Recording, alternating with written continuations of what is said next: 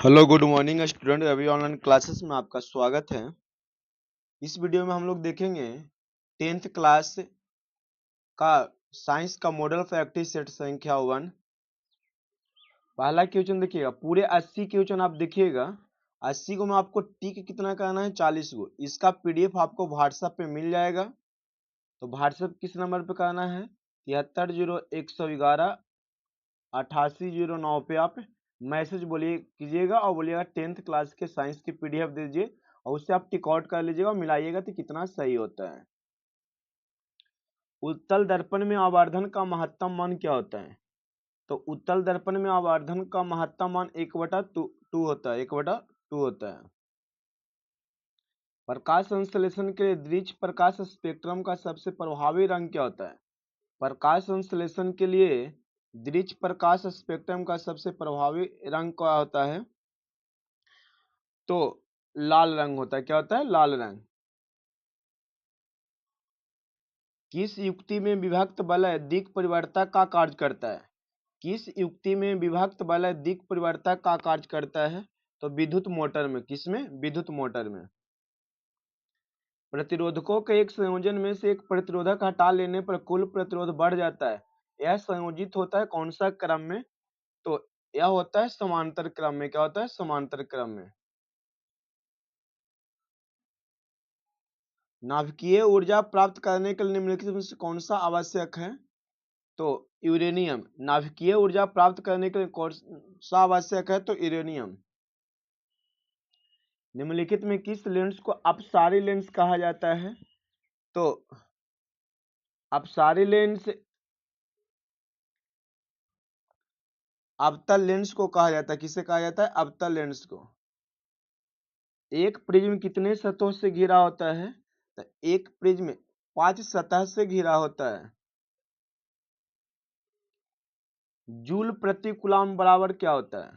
तो जूल प्रति कूलम बराबर वोल्ट के बराबर होता है। वोल्ट के बराबर होता है। चुंबकीय फ्लक्स का एसआई मात्रा क्या होता है? तो चुंबकीय फ्लक्स का एसआई मात्रक वेबर होता है।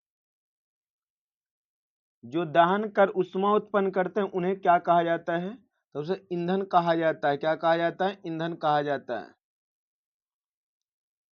किस दृष्टि दोष के निवारण के लिए अवतल लेंस का प्रयोग किया जाता है? तो अवतल लेंस का प्रयोग किया जाता है निकट दृष्टि दोष के लिए। किसके लिए? निकट दृष्टि दोष के लिए। दूर दृष्टि वाले मनुष्य के चश्मे में कौन सा लेंस होता है? तो उत्तल लेंस होता है। लघु पतन के समय परिपथ में विद्युत धारा का मान क्या होता है? तो लघु पतन के समय विद्युत परिपथ में धारा का मान अधिक बढ़ जाता है। कैगा नाभिकीय विद्युत संयंत्र किस राज्य में स्थित है? तो कैगा पड़ता है कर्नाटक में। कहाँ पड़ता है? कर्नाटक में। हजामत बनाने के लिए प्रयोग किया जाता है अवतल दर्पण का। किसका? अवतल दर्पण का। निकट दृष्टि दोष में किस लेंस का प्रयोग किया जाता है? तो उत्तल लेंस का। किस लेंस का? उत्तल लेंस का। लेकिन यहाँ पे लेंस पूछ रहा है तो अवतल लेंस होगा, सॉरी निकट ना है तो अवतल होगा, सॉरी भाई अवतल होगा। लेंस की क्षमता का एसआई मात्रा क्या होता है? तो लेंस की क्षमता का एसआई मात्रा डायोप्टर होता है। प्रकाश के किरणें के समूह को क्या कहते हैं? तो प्रकाश के किरणों के समूह को किरण पुंज कहा जाता है। क्वेश्चन नंबर 19, किसी माध्यम में छोटे छोटे कणों के निलंबन को कहा जाता है? तो कोलाइड कहा जाता है। छोटे छोटे कणों के निलंबन को कोलाइड कहा जाता है। ओम के नियम का सूत्र क्या होता है? तो V बराबर I है। V बराबर I है। V विभवांतर है, I क्या हो जाएगा? धारा और R प्रतिरोध। विद्युत धारा की प्रबलता का ऐसा मात्रा क्या होता है? तो एम्पियर होता है। विद्युत धारा उत्पन्न करने वाले युक्ति को क्या कहा जाता है? तो जनित्र कहा जाता है या डायनेमो। निर्गत किरण एवं अभिलंब के बीच को कोण को क्या कहा जाता है? तो निर्गत कोण कहा जाता है। धारा मापने के यंत्र को क्या कहते हैं? तो धारा मापने यंत्र को आमीटर कहा जाता है। आवेश का मात्रक क्या होता है? तो आवेश का मात्रक कूलाम होता है। नवीकरणीय ऊर्जा का स्रोत क्या है दोस्तों? तो नवीकरणीय ऊर्जा का स्रोत क्या हो जाएगा? सौर ऊर्जा। बाकी क्या है तो अनवीकरणीय, ये सब क्या है अनवीकरणीय। विद्युत बल्ब के फिलामेंट में किस तत्व का प्रयोग किया जाता है? तो विद्युत बल्ब के फिलामेंट में टंगस्टन तत्व का प्रयोग किया जाता है। निम्नांकित में यौगिक में कौन दुर्बल अम्ल है? तो दुर्बल अम्ल हो जाएंगे आपको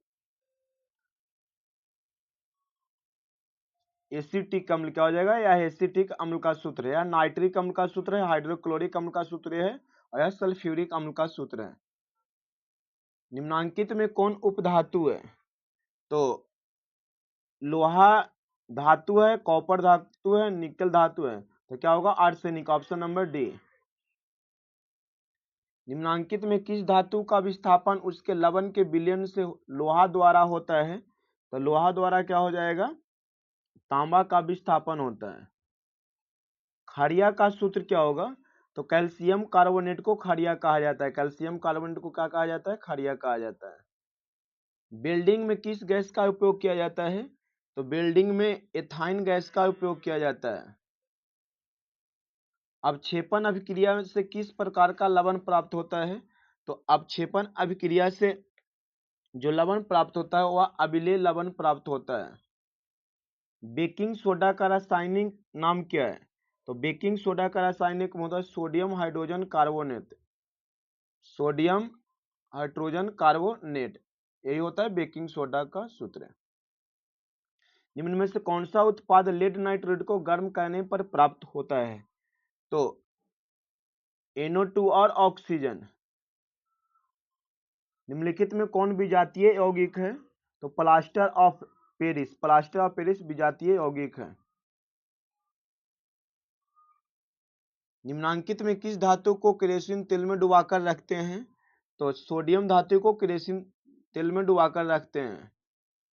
कौन सा धातु कमरे के ताप पर द्रव अवस्था में होता है? सॉरी, अधातु पूछा है, तो अधातु पूछेगा तो ब्रोमीन होगा। सीसा और टिन को मिश्र धातु को क्या कहते हैं? तो सीसा और टिन के मिश्र धातु को सोल्डर कहते हैं। निम्नलिखित में किसे चाकू से काटा जा सकता है?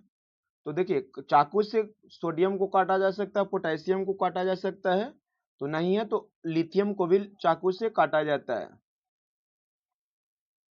इथिलीन में कार्बन कार्बन के बीच दो अबंध मौजूद हैं, जिनमें क्या होगा? तो इथिलीन में कार्बन और पाई बॉन्ड और सिग्मा बॉन्ड की संख्या पूछ रहा है, तो एक सिग्मा और एक पाई अबंध होंगे, मतलब बंध। इथेन में कितने सहसंयोजक अबंध हैं? तो इथेन में 7 सहसंयोजक अबंध हैं। CnH2n+2 किसका समान सूत्र है? तो अल्केन का। एल्कीन के क्या होता है? तो CnH2n एल्कीन का होगा। अल्काइन का क्या होगा? तो CnH2n-2। नीला थोथा का रासायनिक सूत्र क्या होता है? तो नीला थोथा का रासायनिक सूत्र कॉपर सल्फेट 5H2O होता है। आवर्त सारणी के उदर्ग स्तंभों को क्या कहा जाता है? तो आवर्त सारणी के उदर्ग स्तंभों को वर्ग कहा जाता है। जो खड़े का रहता है उसे वर्ग कहते हैं, और ऐसे रहता है उसे क्षैतिज में आवर्त कहा जाता है। आवर्त सारणी के प्रथम वर्ग के सदस्य को क्या है? तो क्षारीय धातु कहा जाता है, और वर्ग 2 को क्षारीय मृदा धातु कहा जाता है। अक्रिय गैस किसे कहा जाता है? तो वर्ग 18 वाले तत्व को। सोडियम कार्बोनेट का अणु सूत्र क्या होता है? तो सोडियम कार्बोनेट का अणु सूत्र हो जाएगा ऑप्शन नंबर ए, Na2CO3। सबसे कठोर तत्व कौन सा होगा दोस्त? तो सबसे कठोर तत्व हो जाएंगे हीरा। सबसे कठोर तत्व है।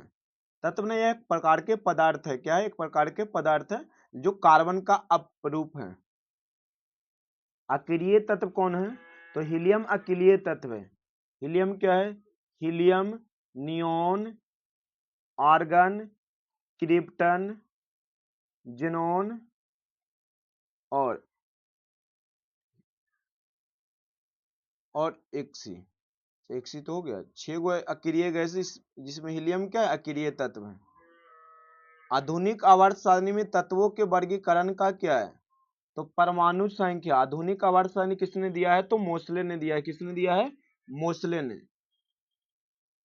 हीलियम कैसा तत्व है? तो हीलियम अक्रिय है, जो एक उदासीन तत्व है। कैसा है? उदासीन।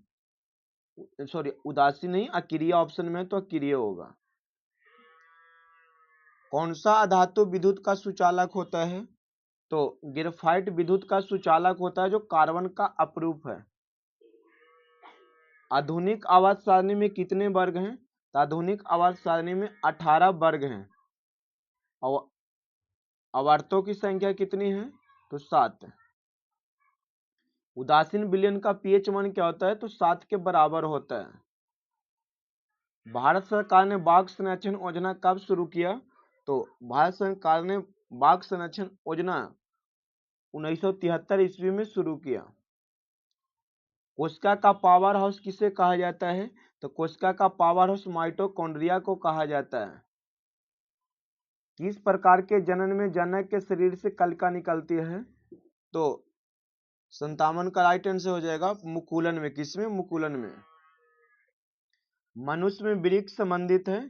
तो मनुष्य में वृक्क संबंधित है उत्सर्जन से। किससे संबंधित है? उत्सर्जन से। स्वपोषी पोषण के लिए आवश्यक है? तो स्वपोषी पोषण के लिए आवश्यक है क्लोरोफिल, कार्बन डाइऑक्साइड और सूर्य। स्वपोषी मतलब प्रकाश संश्लेषण की क्रिया पेड़ पौधों के लिए जो स्वपोषी होता है, तो प्रकाश संश्लेषण के लिए कार्बन डाइऑक्साइड, क्लोरोफिल, सूर्य का प्रकाश आवश्यकता होती है। इनमें सभी होगा। और जल। निम्नलिखित में कौन सा पादप हार्मोन है? तो इंसुलिन, एस्ट्रोजन, थायरॉक्सिन, साइटोकाइनिन। तो साइटोकाइनिन क्या है? पादप हार्मोन है। निम्नलिखित में कौन सा पादप हार्मोन है? तो साइटोकाइनिन। रिपीट क्वेश्चन है, 61 दो बार हो गया है। दो तंत्रिका कोशिका के मध्य खाली स्थान को क्या कहते हैं? तो सिनेप्टिक दरार कहा जाता है।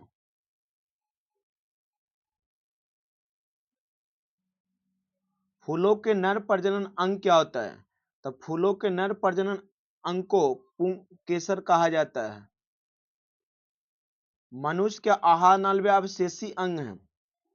तो मनुष्य के आहार नल में अवशेषी अंग हो जाएगा अपेंडिक्स। एपेडिक्स। निम्न में से कौन एक जैविक प्रक्रम द्वारा अपघटित होने वाला पदार्थ है? तो 64 को हो जाएगा ऑप्शन नंबर है सूखे घास पत्ते।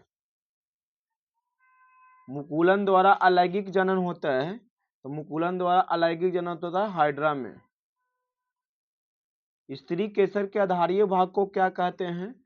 तो अंडाशय कहते हैं। परागकोश में होते हैं? तो परागकोश में परागकण होते हैं। निम्नलिखित में कौन एमिनो अम्ल के विखंडन से बनता है? तो एमिनो अम्ल के विखंडन से कार्बन डाइऑक्साइड NH3 बनता है। तो क्या हो जाएगा? बी और सी।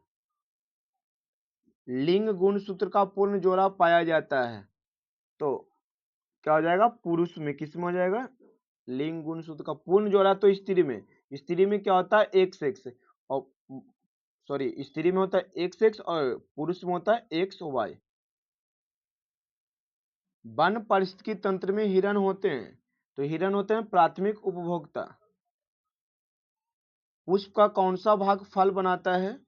तो पुष्प का अंडाशय भाग फल बनाता है। कोशिका झिल्ली किस प्रकार की झिल्ली है?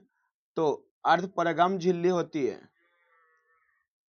मस्तिष्क का कौन से भाग में गंध पहचानने का केंद्र है? तो अग्र मस्तिष्क में। प्रथम मासिक धर्म का प्रकट होना क्या कहलाता है? तो इसे मिनार्थे कहलाता है। निम्नलिखित में कौन गुरुत्वानुकर्तन का उदाहरण है? तो जड़ की वृद्धि। परजीवी पौधा का एक उदाहरण है? तो अमरबेल परजीवी पौधे का उदाहरण है। एटी में फास्फेट की संख्या कितनी होती है? तो एटीपी में फास्फेट की संख्या 3 होती है। पादप हार्मोन का एक उदाहरण बताइएगा। तो पादप हार्मोन का उदाहरण IAA पादप हार्मोन का उदाहरण है, याद रखिएगा। खुला परिवहन तंत्र पाया जाता है? तो खुला परिवहन तंत्र पाया जाता है तितली में। किसमें पाया जाता है? तितली में। कबूतर में, मनुष्य में बंद रक्त परिवहन तंत्र पाया जाता है। दिखंडन पाया जाता है? तो दिखंडन होता है किसमें? तो दिखंडन होता है जीवाणु में। तो सर इस प्रकार आप सेट और VVI इम्पोर्टेड क्वेश्चन के लिए आप मेरे चैनल को सब्सक्राइब और लाइक करें दोस्तों।